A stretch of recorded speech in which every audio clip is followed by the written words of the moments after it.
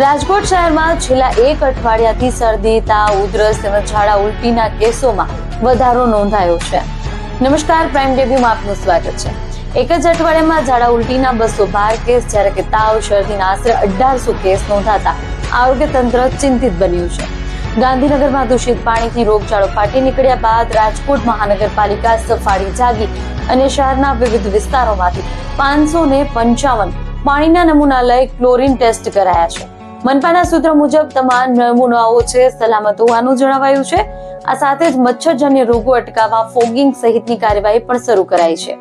નોંધનીય છે કે 11 અને 12 જાન્યુઆરીએ રાજકોટમાં વાઇબ્રન્ટ રિજિયોનલ સમિટ યોજાનાર છે, જેમાં નરેન્દ્ર મોદી સહિતના મહાનુભાવો શહેરની મુલાકાતે આવનાર છે. બીજી તરફ અગાઉ પણ પાણીના નમૂનાઓ ફેલ થવાના મુદ્દે વિરોધ પક્ષે મનપાની કામગીરી પર સવાલ ઉઠાવ્યા હતા અને સ્વચ્છ પાણી પૂરતું પાડવાની માંગ કરી હતી.